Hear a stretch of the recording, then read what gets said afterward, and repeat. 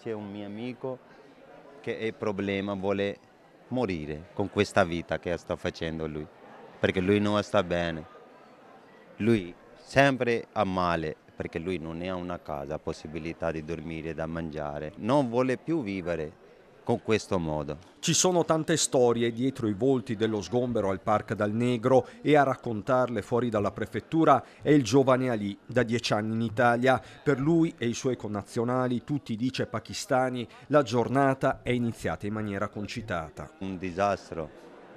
Prima a mezzanotte, poi alle 4, poi alle 7 di mattina, con i bastoni, con la forza che andate fuori. Siamo usciti da là, hanno buttate via le coperte, tutto quanto. Alcuni regolari, altri no, tutti chiedono di uscire da una condizione di invisibilità, un limbo estenuante di burocrazia. Ali si rivolge al sindaco. Mario Conte, per favore aiuta quelli poverini che vivono da un anno in strada. Mai vedo così le persone, non mi piace così. Chi vuole lavorare non lo danno la possibilità che vai a lavorare. Se danno un permesso può trovare un lavoro, se non ne hai un documento come posso trovare un lavoro?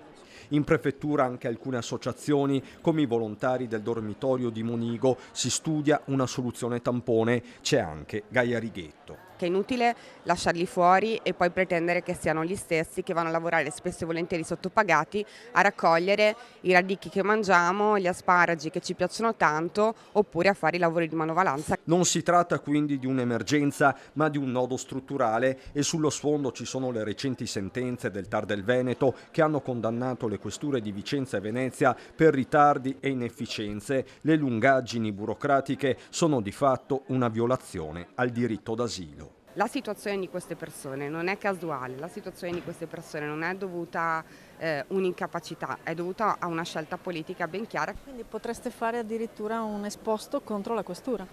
Sì, potremmo pensarci, ovviamente ci sono da consultare gli avvocati, però se ci sono i termini sicuramente siamo disponibili a farlo.